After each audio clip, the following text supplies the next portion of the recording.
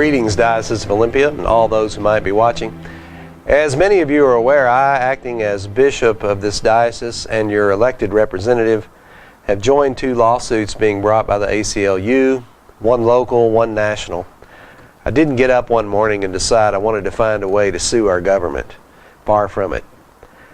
It comes down to a question of harm to our ministry, to those we serve, and what Bible ways we have to protest that harm, to try to correct that harm and make a remedy. In these two cases, I felt this was one way, if not the only way, to do that. So I will take full responsibility for ultimately joining these lawsuits. Now to more specifics about each case. The first is a lawsuit regarding the homeless sweeps, as they are known, whereby pop-up homeless shelters around our city are essentially taken down and apart by city officials. The crux of this case is about what is done with the property of those in the encampment. The materials, the property, the things we collect and give to the homeless in these homeless camps are in these sweeps often damaged, destroyed, or taken away. Much of it many of you have given. And this is done by our government.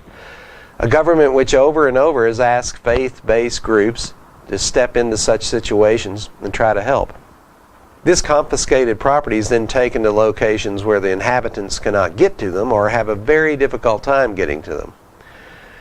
There's one film of such an event in this city of a city employee taking a box cutter and cutting the corners of the tent where the stakes for the tent are, cutting them completely off, basically rendering the tent useless. What is also true is that in many of these places, our churches have given the homeless people supplies and various other property to aid in their day-to-day life that are swept up in these raids and taken from those it was intended for. After careful consideration and urging from two of our congregations who have been directly affected, St. Luke's Seattle and Trinity Seattle, I chose to join this suit. I urge you to listen to the conversation about this suit and this encampment issue, which includes Vicar Canon Britt Olson of St. Luke's Ballard. It's a very good conversation. We're not asking for any monetary damages in this case. We're only asking for a better policy and procedure. The second is the national ACLU, and in that suit, which challenged the presidential executive order on immigration from 7 mostly Muslim countries, I agreed to be a plaintiff on behalf of our Refugee Resettlement Office. Our Refugee Resettlement Office is not a separate entity. It's part of our diocesan structure and part of my staff, essentially. They report ultimately to me and to our diocesan council. They would not be in a position to file this lawsuit only on their own.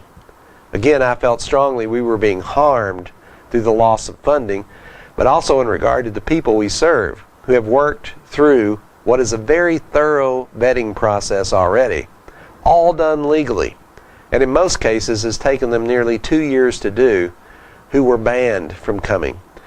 Most people do not realize that had this ban remained in effect, and if these refugees had not made it here, and this had gone on for the length of time the administration wished for it to, some or all of these refugees would have essentially missed their turn in line and would have to start all over. This was to make an already terrible humanitarian crisis worse. And it's also an action that does not in any way match the corresponding facts for the need for it. No terrorism has been imported to our country from these countries through the refugee system, and that's a very important thing for us to always discern when looking at these events. There's a huge leap made when people say refugees are causing this or that crime and this terrorism. You should always ask, was this a vetted refugee or simply a person from a country we fear? Fear about something does not equate to facts about that same thing.